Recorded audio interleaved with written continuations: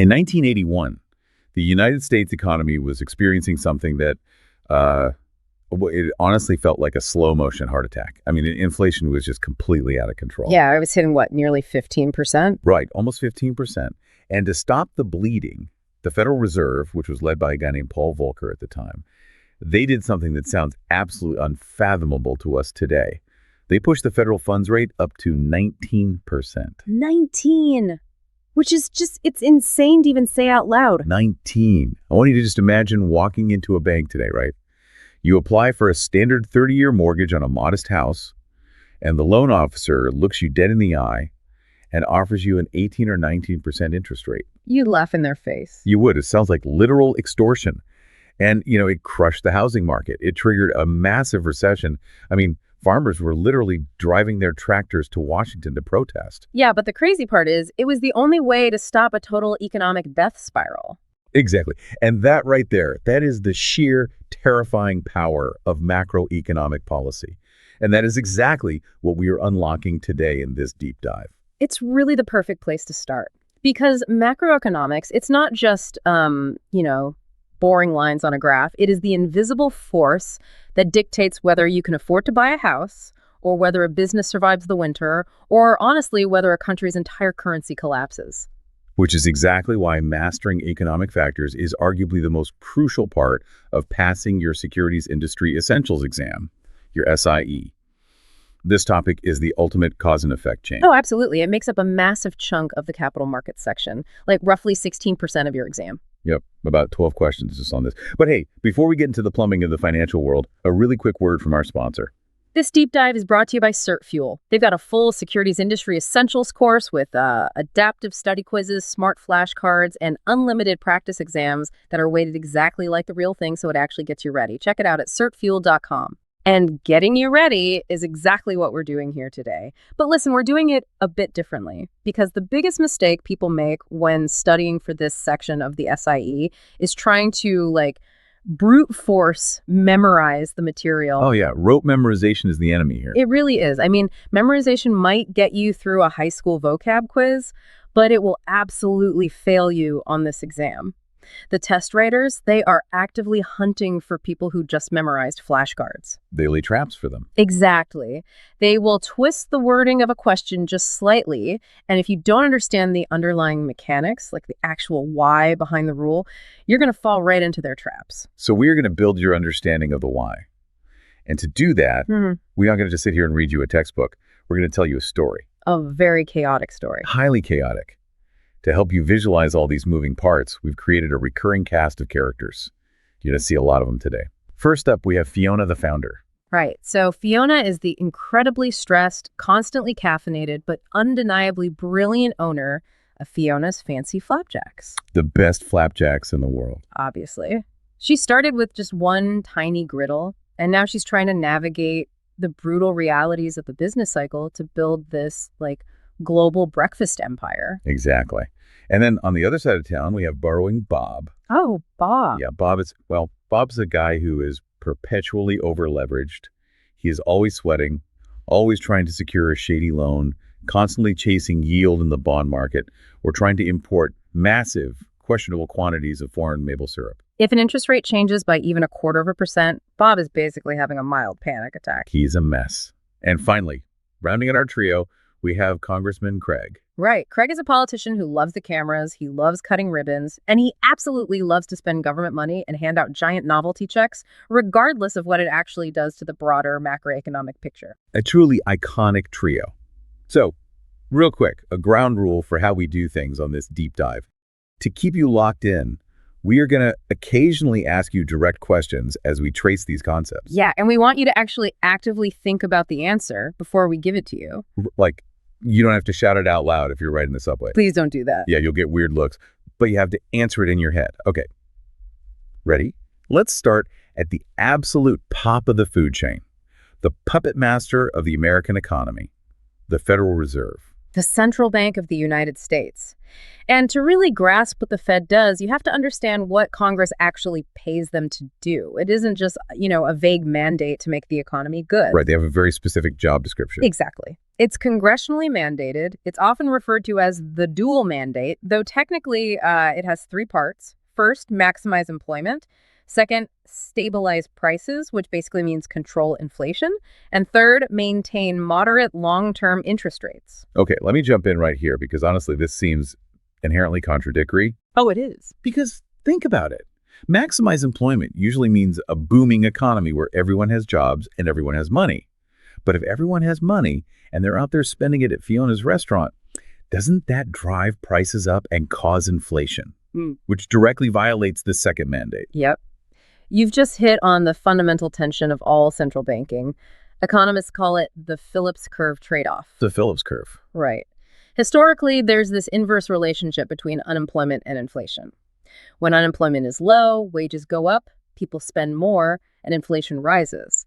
But when inflation gets too high, the Fed has to step in and cool the economy down, which unfortunately usually causes unemployment to rise. It's like a perpetual agonizing balancing act. Exactly. And the way they try to balance it is through something called monetary policy. Okay, and right here, listen to me, right here is where we encounter one of the absolute most common pitfalls for test takers on the SIE. We need to draw a very bright, unavoidable line between monetary policy and fiscal policy. This is totally foundational. You have to know this. Monetary policy is the Federal Reserve. It is the central bank managing the money supply and interest rates to try and achieve that delicate balance we just talked about. Right. The Fed, unelected bankers. Yes. Fiscal policy is entirely different. Fiscal policy is the domain of Congress and the president. It involves the government's power to tax and the government's power to spend. Enter Congressman Craig.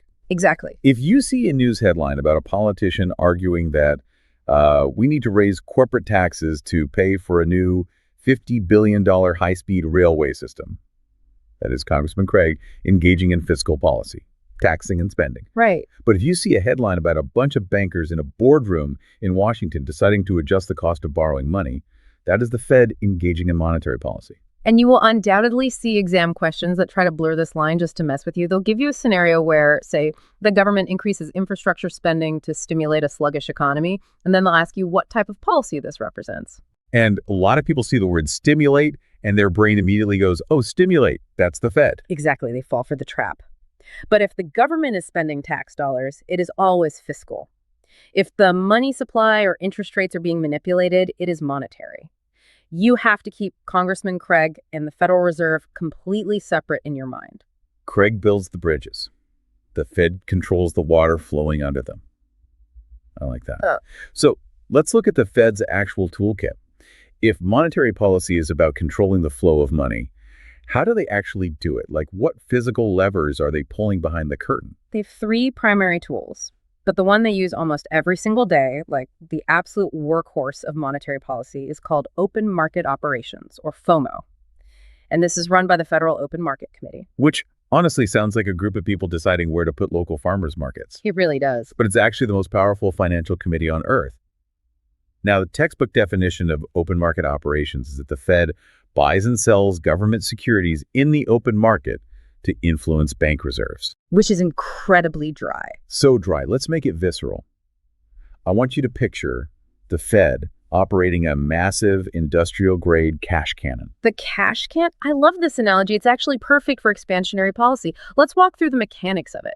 Let's say the economy is freezing up, right? Consumers are terrified. Fiona can't sell her flapjacks to save her life, and borrowing Bob cannot get a loan from his bank because the bank is just hoarding all its cash. Complete gridlock. Exactly.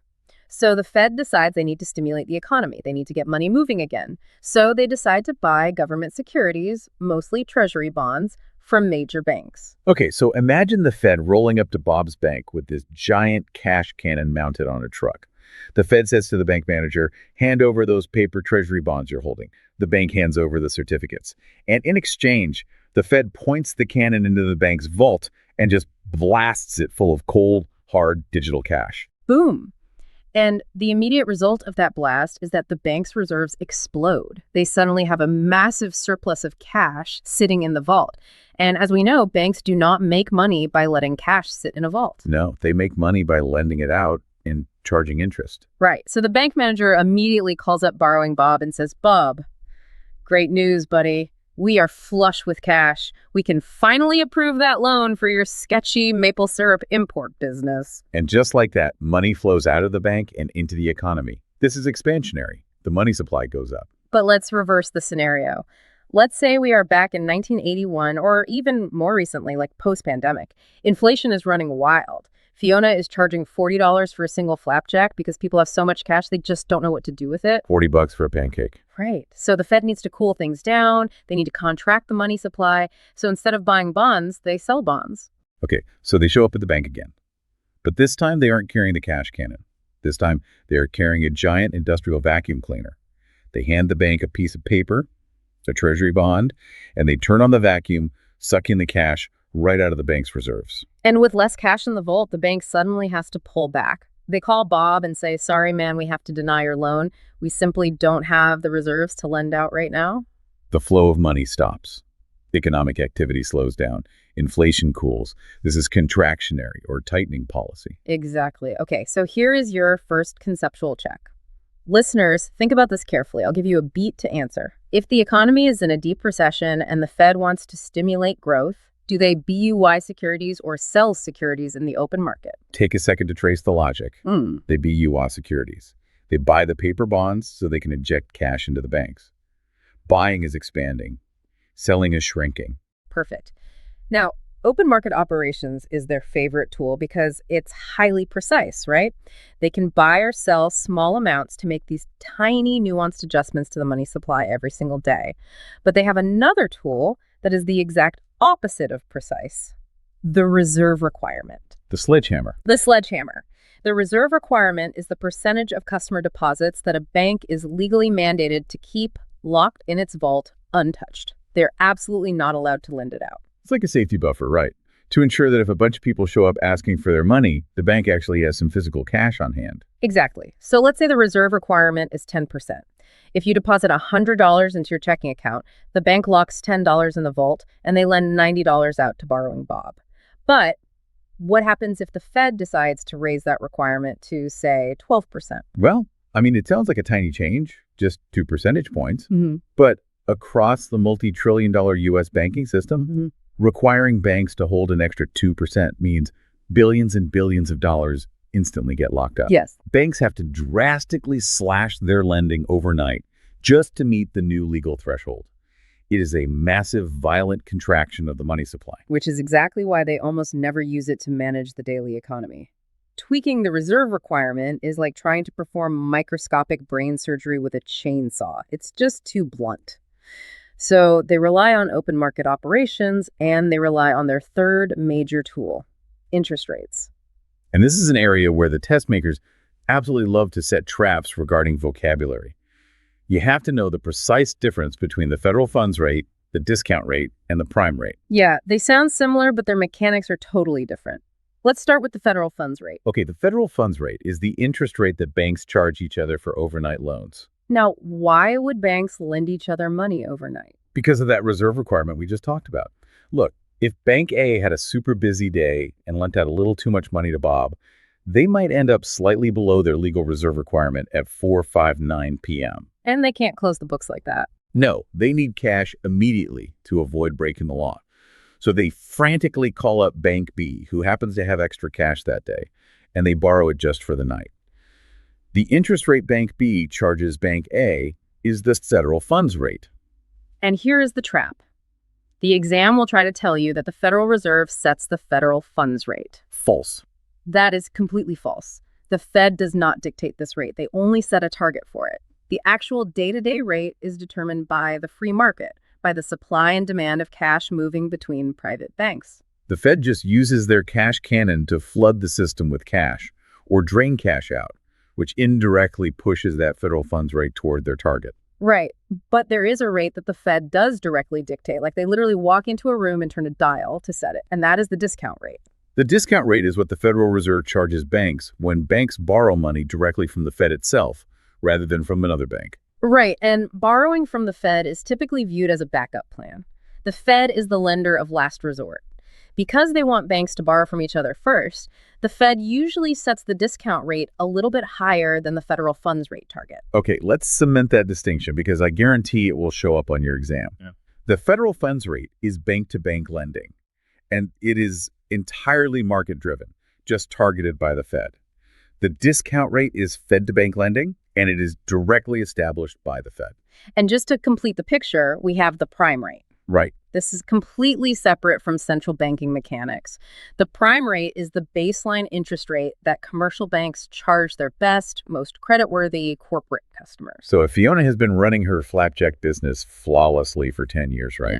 She has zero missed payments, and her balance sheet is completely pristine, she will get the prime rate on a business loan. Mm. It's usually calculated as the federal funds rate plus a standard mortgage, like maybe 3%. But borrowing Bob? Oh, Bob. Bob is constantly leveraged to the gills on speculative maple syrup futures. He is way too risky. He does not get the prime rate. He gets prime plus 5% or worse. Exactly. So when the Fed uses these tools, when they sell bonds to drain cash or when they raise the discount rate, they're increasing the cost of money. The ripples spread outward, borrowing gets expensive. And that brings us to the absolute most vital relationship in the entire financial ecosystem. Yes. The effect of those interest rates on the investments already sitting in your portfolio. This is the core rule of capital markets. Listeners, if you tune everything else out today, lock this into your brain right now. Interest rates and bond prices move in opposite directions. They are inversely related, always. Like a seesaw. Exactly like a seesaw. If interest rates go up, the price of existing bonds goes down. If interest rates go down, the price of existing bonds goes up. Now, most people can memorize that sentence, but the exam isn't going to just ask you, hey, what is the relationship? They're going to present you with a really complex scenario, and if you don't intuitively understand the why behind that seesaw, you're going to get twisted around. So, let's break down the logic. Let's bring in borrowing Bob. Okay, Bob has decided to play it safe for once in his life. He buys a newly issued corporate bond for $1,000. Let's call it par value. This bond pays a fixed interest rate of 3% every year. So Bob is getting $30 a year in interest. He's happy. He locks the bond and is safe. Good for Bob. But 6 months later, the economy starts running too hot. The Fed gets worried about inflation. They start sucking cash out of the system. They tighten monetary policy. Because money is now scarce, interest rates rise across the board. Now, any corporation that wants to issue a brand new bond has to offer a higher return to attract investors. So the new bonds hitting the market today aren't paying 3% anymore. They are paying 5%. Right, the market environment has fundamentally changed. The new standard is 5. But Bob has a problem. He suddenly needs cash to pay off a disastrous shipment of crystallized syrup. He can't wait for his bond to mature 10 years from now. He needs to sell it today. So he takes his 3% bond and walks over to Fiona. And he says, Fiona, I have this great bond. I paid $1,000 for it. I'll sell it to you right now for $1,000. Okay, here is where you need to apply the logic.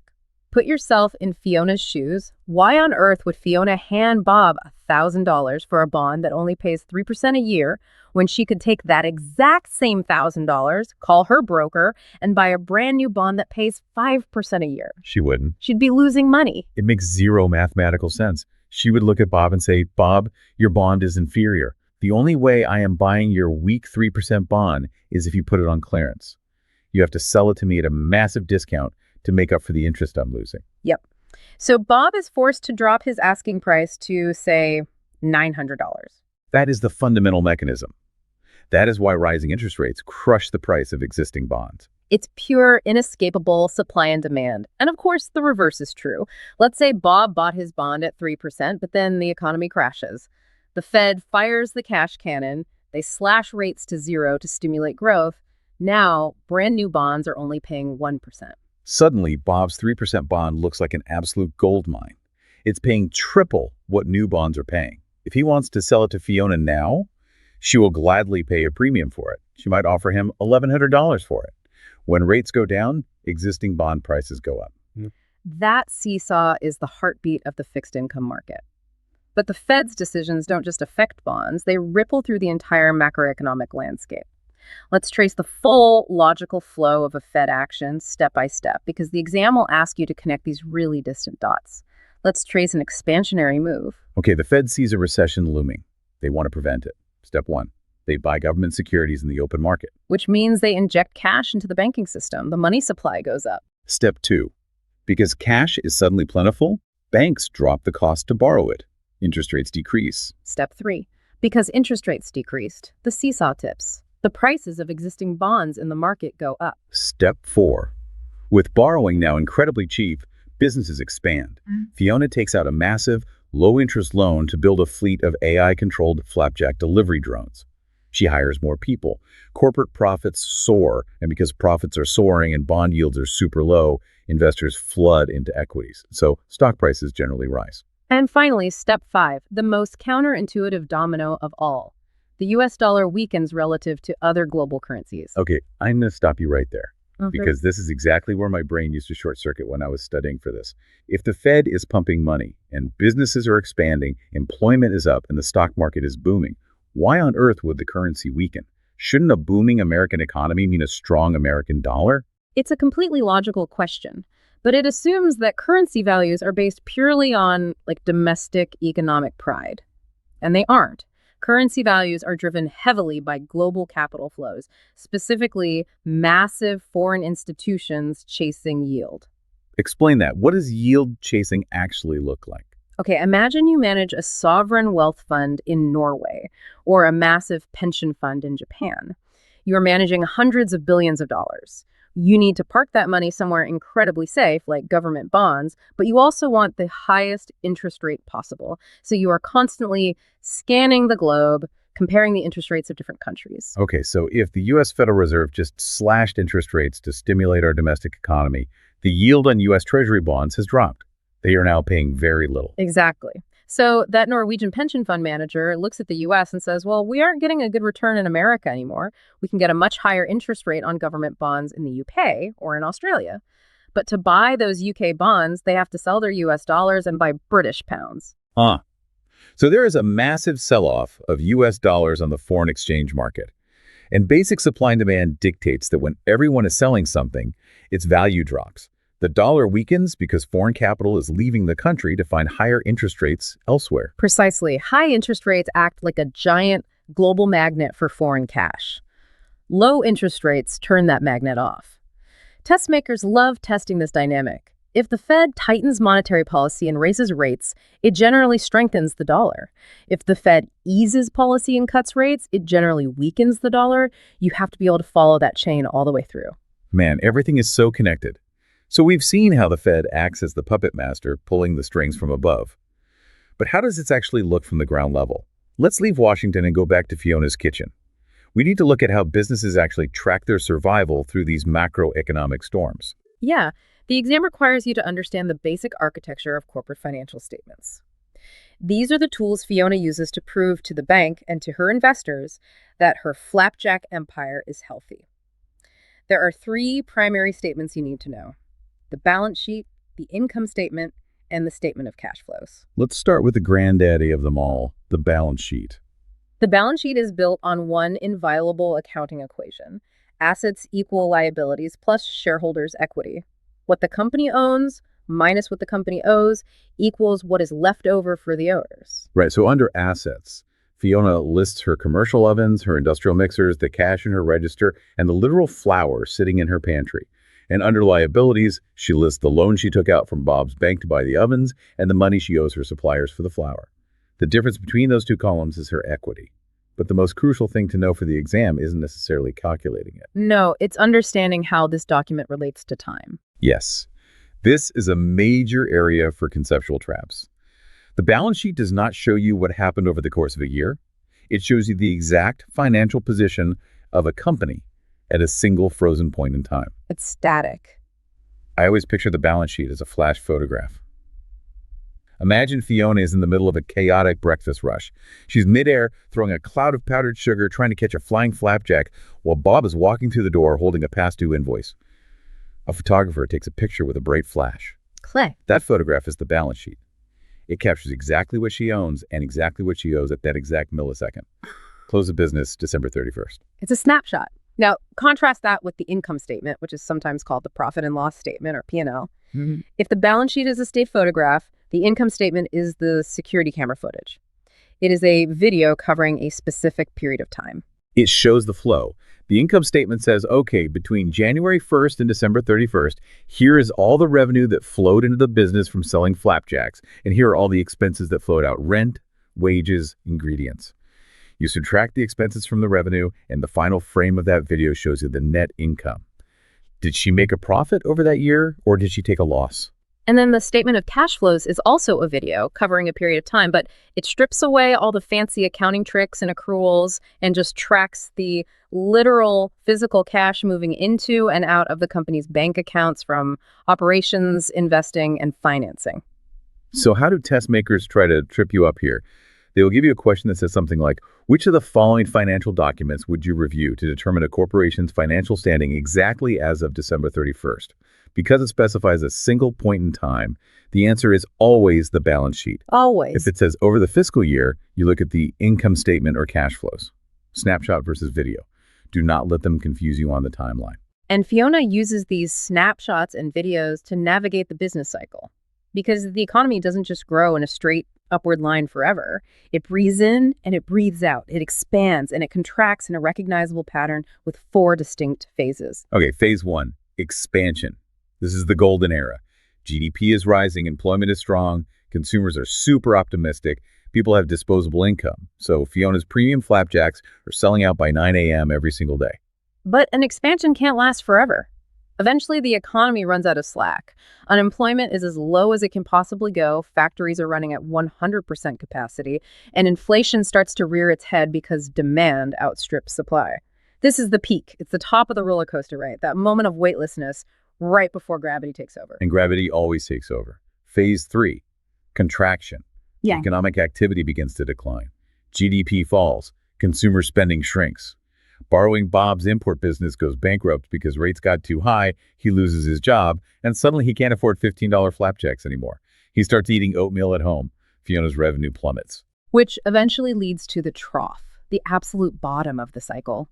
The darkest hour before the economy starts to slowly recover, transitioning back into a new expansion phase, and the whole cycle repeats. Now, during that contraction phase, we hear a specific word thrown around constantly in the news: recession. People use the word recession casually to describe any time the economy feels slightly uncomfortable. Before the exam, you need to know the strict clinical definition. What actually constitutes a recession? The technical definition tested on the SIE is that a recession is 2 consecutive quarters of declining real GDP. 2 straight quarters. That is 6 solid months of the nation's total economic output shrinking. It is not just a bad month in February where Fiona's seasonal red velvet flapjacks totally bombed. It has to be a sustained, measurable contraction across the entire economy. And incidentally, if it lasts for 6 quarters, 18 months, it's generally classified as a depression, though the exact definitions there can be a bit more subjective based on severity. Right. And because the economy moves through these dramatic seasons, different types of companies perform radically differently depending on where we are in the cycle. The exam categorizes stocks into a few main behaviors, and you need to be able to identify them. Let's look at cyclical, defensive, and growth stocks. Let's apply this to Fiona's empire because she's diversified now. She has a luxury line of 24-karat gold leaf flapjacks infused with rare truffles. Oh, wow. They cost $50 a plate. These are classic cyclical products. Cyclical stocks move in direct tandem with the broader business cycle. When the economy is expanding and people feel wealthy, they want to show off. They buy gold flapjacks, they buy new cars, they book expensive vacations. So automotive, luxury goods, and travel companies are highly cyclical. But the moment the economy hits a peak and starts to contract, these are the absolute first expenses consumers cut. Cyclical stocks get hammered in a recession. But Fiona is smart. She doesn't just sell luxury. She also owns the massive flour mill that processes the basic wheat. And she owns shares in the local utility company that provides the gas for her industrial stoves. These are defensive stocks. They are counter-cyclical. Defensive stocks are companies that provide the basic necessities of life. Even if we are in the deepest, darkest trough of a massive recession, Bob still has to eat basic food. He still has to turn his lights on, and he still has to buy his heart medication. Yep. Defensive stocks include consumer staples, utilities, and healthcare. They remain relatively stable regardless of the macroeconomic weather. Okay, let me stop right here and plant a giant red flag because there is a classic wordplay trap the exam loves to use. When you see the word defensive stock, your brain might immediately jump to the military. You might think, oh, defense, Lockheed Martin, Raytheon, fighter jets. No, absolutely not. Aerospace and defense contractors are heavily reliant on government budgets, making them almost cyclical or policy-driven. Defensive stocks mean defending your portfolio against a recession by buying boring necessities like toothpaste and electricity. Do not fall for the word defense. Excellent point. And the final major category is growth stocks. These are companies whose earnings are expected to grow at an above-average rate compared to the rest of the market. Think of the tech startup that Fiona hired to build her AI-powered flapjack-flipping robot. The key characteristic of a growth company is that they rarely pay dividends to their shareholders. If the AI robot company makes $10 million in profit this year, they don't hand that cash out to investors. They immediately plow every single cent back into research and development to build an even better robot next year. They are focused entirely on capital appreciation, not income. So if Fiona knows her $50 gold flapjacks are going to stop selling the second a recession hits, the most valuable piece of information in the world to her is knowing when that contraction is coming. She wants to be able to predict the future so she can cancel her gold shipments before she's stuck with the inventory. Which brings us to reading the tea leaves. How do economists actually predict the future? They use economic indicators.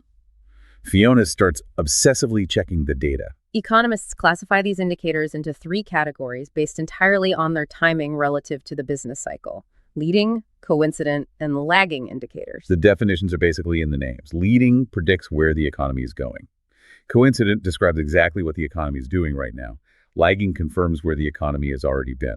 And again, memorizing the lists is dangerous. We need to understand the why. Why is a specific data point considered leading? Let's look at one of the most reliable leading indicators: building permits for new private housing. Think about the physical, real-world reality of constructing a house. Before a construction company hires 50 carpenters, before they order 10 tons of lumber, before they pour a single ounce of concrete, they have to go to the local city hall and file the paperwork to pull a building permit. Right. So if the number of building permits issued nationwide suddenly drops off a cliff in January, the actual construction workers won't lose their jobs until March or April, when the current projects finish and no new ones start. The drop in permits leads the drop in employment and lumber sales by several months. It's an early warning system. Exactly. Other leading indicators include new orders for consumer goods, changes in the money supply, and crucially, the stock market itself. Let's dwell on that for a second. The stock market, like the S&P 500, is a leading indicator. This confuses a lot of people because they assume the stock market reflects how the economy is doing today. Right, but it doesn't. Investors are inherently forward-looking. They don't buy a stock based on what the company earned yesterday. They buy it based on what they think the company will earn 6 to 9 months from now. If the stock market suddenly crashes, it's usually because investors see a contraction coming on the horizon. Now, contrast that with coincident indicators. These change at the exact same time as the broader economy. They give you a real-time snapshot of current conditions. This includes things like industrial production levels, manufacturing and trade sales, and personal income. Which brings us to the lagging indicators. These are data points that change after the economy has already shifted phases. They act as confirmation that a trend has firmly established itself. And the absolute biggest, most important lagging indicator you must know for the exam is the unemployment rate. Let's talk about why. A lot of students ask, well, if the economy tanks and enters a contraction, shouldn't people lose their jobs immediately? Why does unemployment lag? To understand why, you have to put yourself in Fiona's shoes as a business owner. Firing people is emotionally agonizing, and it's also really expensive. You have to pay severance, and if the economy recovers quickly, you have to spend time and money recruiting and training new people all over again. Laying people off is the absolute last resort. Right. Let's say the contraction officially begins in July. Consumer spending drops, and Fiona's daily revenue shrinks. Does she immediately fire her cooking staff on July 2nd? No. She tries everything else first. She slashes the marketing budget. She stops buying the expensive truffles. She pauses the AI robot development. She might ask her staff to temporarily work fewer hours. It's only months later, maybe in October or November, when she realizes the contraction is deep and revenue isn't coming back, that she finally breaks down and starts laying people off. The economic contraction started in July, but the unemployment numbers didn't spike until November. Employment lags the cycle. And here is where test makers will absolutely try to catch you. They know people get the stock market and the unemployment rate confused regarding their timing. They will give you a true-false scenario claiming that a rising unemployment rate predicts a coming recession. It doesn't. Unemployment rising means you are already in the recession and probably have been for months. Stock market leads, unemployment lags. Lock that away. Now, alongside the business cycle indicators, there is one specific economic ghost that the Fed tracks obsessively: inflation, the silent thief that erodes the purchasing power of a dollar. And there are two primary indices used to measure it: the Consumer Price Index, or CPI, and the Producer Price Index, or PPI. The CPI is the one you hear about in the evening news. It measures the change in price of a fixed basket of everyday consumer goods and services over time. Think of it as a literal shopping basket. It tracks the price of milk, gasoline, a haircut, a pair of jeans, and rent. It is the measure of inflation at the retail level. It is what borrowing Bob feels when he walks into the grocery store. But before those goods reach the grocery store, they have to be manufactured. That is what the PPI measures. The Producer Price Index tracks the wholesale costs paid by the producers and manufacturers themselves. Right. So the PPI tracks the cost of the raw 500-pound sacks of wheat flour that Fiona buys from the agricultural supplier. The CPI tracks the price of the finished, cooked, syrupy flapjack that Bob buys at the counter. Now let's connect the two, because the exam will test the relationship between them. Imagine a massive drought hits the Midwest. The wheat harvest is decimated. The agricultural supplier suddenly doubles the price of a sack of wholesale flour. The PPI just shot up. Okay, here's a conceptual question for you. If you are Fiona and the wholesale cost of your flour just doubled this week, what are you going to do to the price of the flapjacks on your menu next month? Think about her profit margins. Take a beat. She has no choice. She has to pass those increased costs on to the consumer. She takes out a Sharpie, crosses out the $5 price tag on the menu, and writes in $7. The retail price goes up. And that is exactly why the Producer Price Index is considered a leading indicator of the Consumer Price Index. Wholesale costs rise first at the factory level. The manufacturers absorb the hit for a few weeks, but eventually they raise retail prices, which drives up the CPI. If you want to know what consumer inflation will look like in 3 months, look at what producer inflation is doing today. It's a relentless chain reaction. Wheat prices spike, PPI rises. Fiona raises menu prices, CPI rises. The Fed sees the CPI rising and panics about inflation. To fight it, they use open market operations to sell bonds and drain cash from the system. Interest rates shoot up. Borrowing Bob can't afford his loan payments anymore, so he stops buying flapjacks entirely. Fiona's revenue collapses and the economy slides into a contraction. The interconnectedness is just staggering. And because it is so interconnected, economists have spent a century violently arguing about the best way to manage it. Before we move on to the global stage, you need to understand the intellectual battle happening behind the scenes. There are two major economic theories that dictate how governments and central banks behave. This is the heavyweight title fight of macroeconomics. In the blue corner, representing government intervention, we have Keynesian economic theory. And in the red corner, representing the power of the central bank, we have monetarist theory. Let's break down their core philosophies, starting with Keynesianism. Keynesian economics is named after John Maynard Keynes, a British economist whose ideas came to prominence during the Great Depression in the 1930s. Keynes looked at the global economic collapse and realized that the free market was not fixing itself. He observed something called the paradox of thrift. What does that actually mean? It means that during a terrifying economic shock, individual people and businesses act rationally by hoarding their cash. Bob stops spending because he's afraid of losing his job. Fiona stops investing in new ovens because she sees Bob isn't spending. It makes sense for them individually.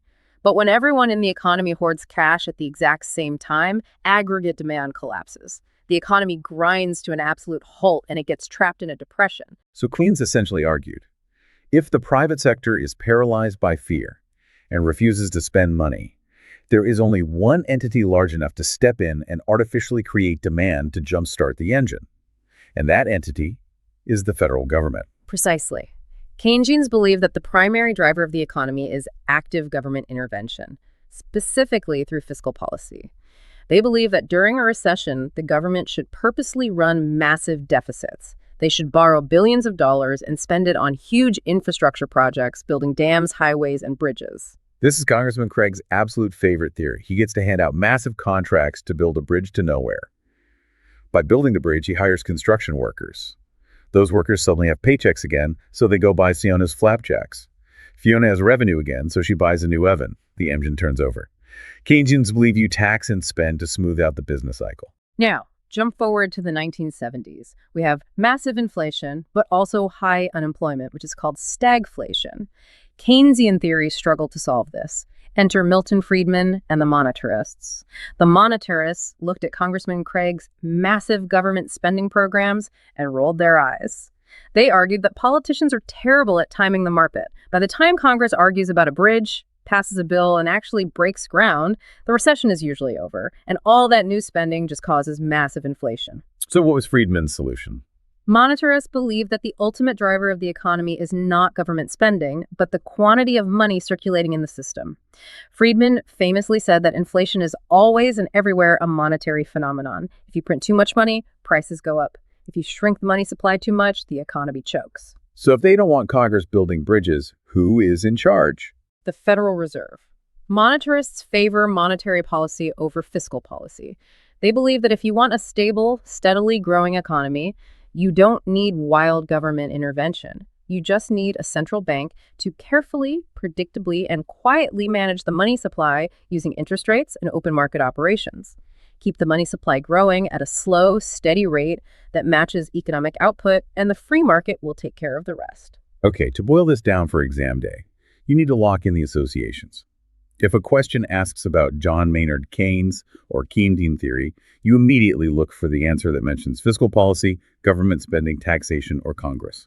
If a question asks of monetarist theory or Milton Friedman, you immediately look for the answer that mentions monetary policy, the Federal Reserve, or the money supply. Exactly. Know your players and the policies they champion. Now, everything we have discussed so far, the Fed, the business cycle, Keynes versus Friedman, has assumed we're operating in a closed system, just the United States. But Fiona isn't a local operation anymore. Her flapjacks have gone viral. They are a massive hit. She is opening a giant manufacturing facility in Canada to serve the North American market, and she's importing a massive amount of rare, artisanal European chocolate for a new, decadent menu item. We're leaving the country, folks. We're entering the global economy. And when we step onto the global stage, the first thing we have to establish is how a country actually measures its economic footprint in a world where corporations cross borders effortlessly. The exam will test your ability to distinguish between two incredibly similar sounding metrics, GDP and GNP. Gross domestic product versus gross national product. They sound identical. They both measure economic output. But the difference comes down to a fundamental philosophical question. Are we tracking the geography of the production, or are we tracking the citizenship of the producer? Let's start with GDP, which is the standard metric used most often today. Gross domestic product, GDP, is the total market value of all finished goods and services produced within the physical borders of the United States over a specific time period. It asks the question, where was it made? If it was physically constructed on American soil, it counts toward U.S. GDP, regardless of who owns the factory. Okay, so let's contrast that with GNP. Gross national product, GNP, is the total value of all goods and services produced by U.S. citizens and U.S. corporations, regardless of where in the world they happen to be operating. It asks the question, who made it? This is prime territory for a trick scenario on the exam. Let's walk through one. A massive Japanese automotive company decides to build a sprawling, state-of-the-art manufacturing plant in Ohio. They hire thousands of American workers, but all the ultimate profits flow back to the parent company in Tokyo. Does the value of the cars rolling off that assembly line in Ohio count toward U.S. GDP or U.S. GNP? Take a second to apply the rule, geography versus citizenship. The answer is U.S. GDP. Why? Because the factory is physically sitting in Ohio, which is inside U.S. borders. It satisfies the geography test, but it does not count toward U.S. GNP because the corporation producing the goods is a Japanese national company, not an American one. Let's flip the scenario for Fiona. Fiona is an American citizen, and her company's headquartered in the U.S., but she just opened that massive new flapjack factory in Toronto, Canada. Do the flapjacks produced in that Toronto facility count toward U.S. GDP or U.S. GNP? They count toward U.S. GNP. Because Fiona is an American producer, her global output belongs to the U.S. gross national product. But those flapjacks do not count toward U.S. GDP because they were physically manufactured across the border in Canada. If you can keep the concepts of border geography versus corporate citizenship straight, you will ace those questions. Now, Fiona isn't just producing in Canada. She's also importing massive amounts of that European chocolate. And borrowing Bob is still importing Canadian maple syrup. All of this cross-border trade, this massive flow of money in and out of the country, is meticulously tracked on a giant national ledger called the U.S. Balance of Payments. The balance of payments. It sounds intimidating, but it's simply a record of all economic transactions between entities in the U.S. and entities in the rest of the world. And the exam requires you to know the two massive buckets that make up this ledger, the current account and the capital account. The current account is what most people think of when they think of global trade. It tracks the actual import and export of physical goods and services. When Bob buys syrup from Canada, that transaction is recorded here. When Fiona sells flapjacks to Mexico, it's recorded here. And when a country is importing more physical goods than it is exporting, it is running a trade deficit. I need to pause here and highlight a massive vocabulary trap. The phrasing here confuses test takers constantly. When the news says the U.S. has a massive trade deficit, people hear the word deficit and assume it means we have a lack of stuff. They think it means we aren't importing enough. Right. They think deficit means shortage. But that is 100% backwards. A trade deficit means we are importing more than we are exporting.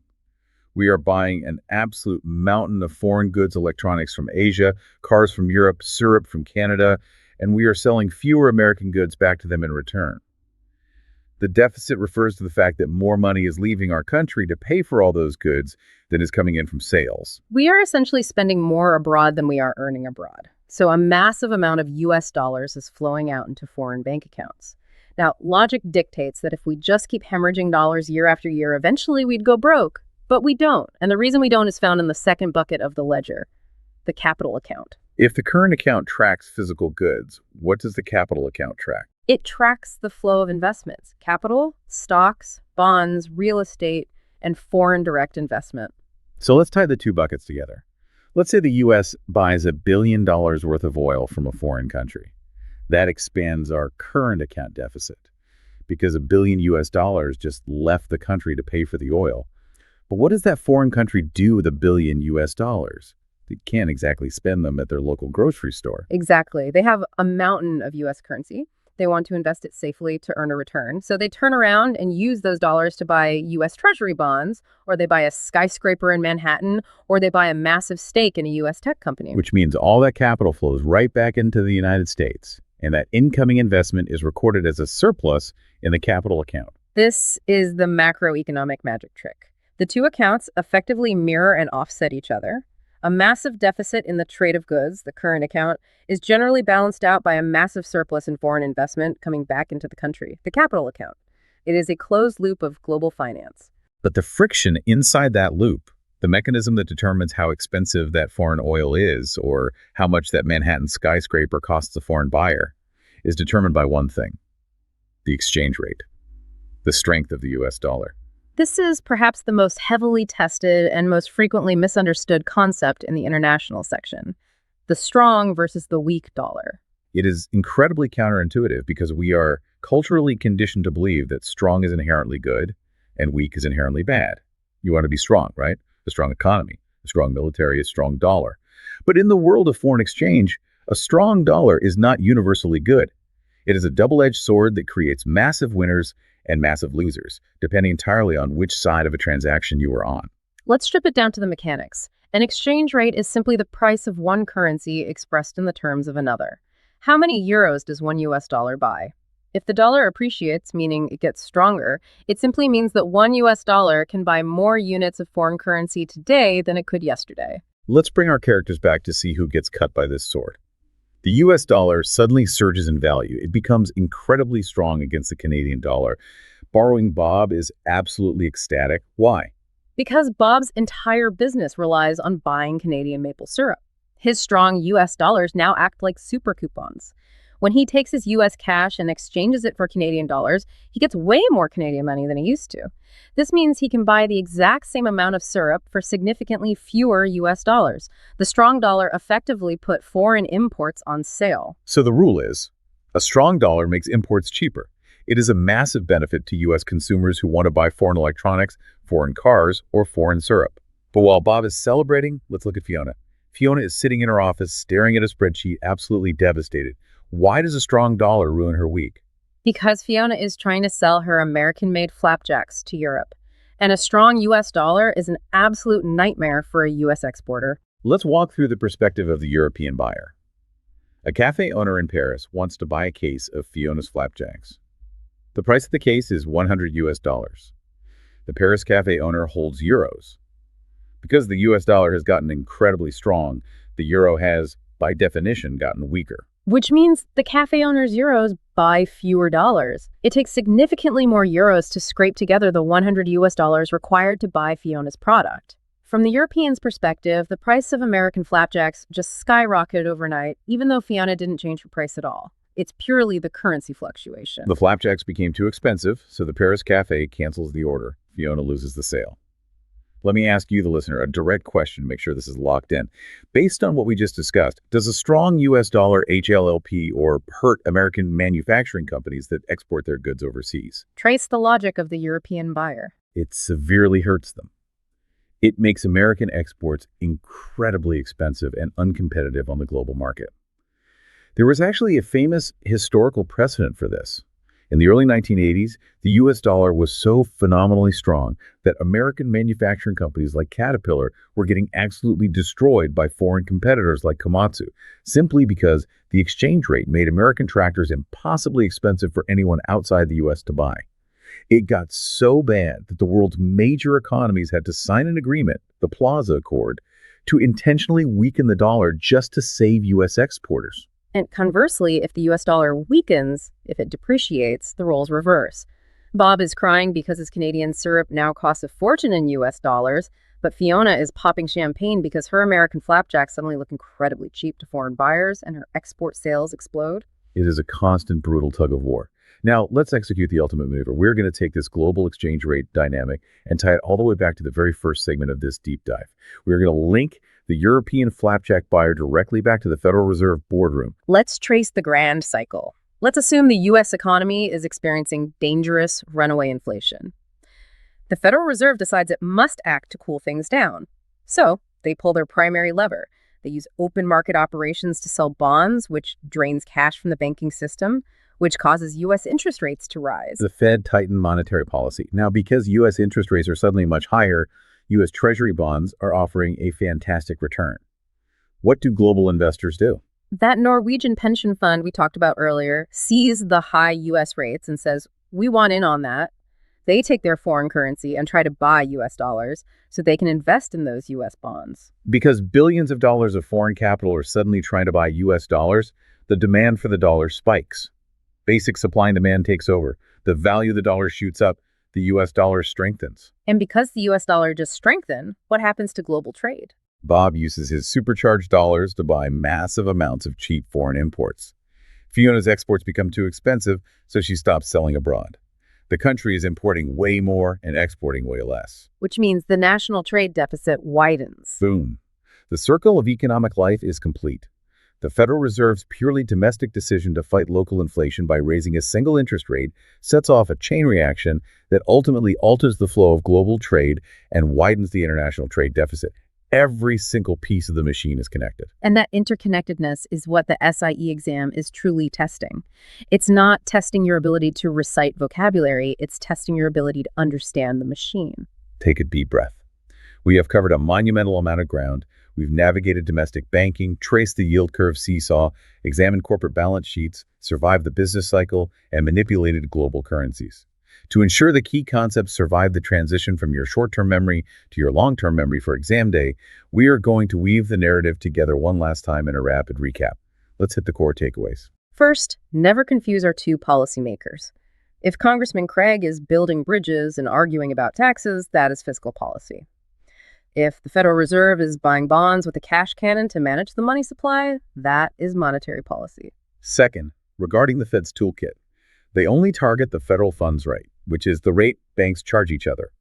But they directly dictate the discount rate, which is the rate the Fed charges banks. Third, the absolute golden rule. Interest rates and existing bond prices are inversely related. When the Fed raises rates, Bob's old, low-yielding bonds become undesirable and their price drops. A perfect seesaw. Fourth, understanding Fiona's accounting. Her balance sheet is a flash photography snapshot of her assets and liabilities at a single point in time, like December 31st. Her income statement is the security camera video showing profitability over a period of time. Fifth, the timing of economic indicators. The stock market is forward-looking. It is a leading indicator. The unemployment rate is delayed because firing people is a last resort. It is a lagging indicator. Sixth, predicting inflation. The producer price index tracks wholesale costs, like bulk flour. The consumer price index tracks retail costs, like the finished flapjack. Wholesale costs rise first, meaning the PPI leads the CPI. Seventh, measuring global output. GDP is based purely on geography. Was the car built physically inside U.S. borders? Yep. GNP is based on citizenship. Does the factor belong to an American company? And finally, the double-edged sword of currency. A strong U.S. dollar is amazing for Bob because it makes foreign imports cheap, but it is devastating for Fiona because it makes her exports too expensive for foreign buyers to afford. You now have the underlying logic for all of these mechanics. Before we sign off, I want to leave you with one final, slightly provocative thought to ponder about the system we just took apart. It's a concept economists sometimes call a variation of the Triffin dilemma. Oh, lay it on us. We just mapped out how the Federal Reserve uses interest rates to manage domestic inflation. But the U.S. dollar isn't just America's currency, it is the world's reserve currency. Global commodities like oil are priced in dollars.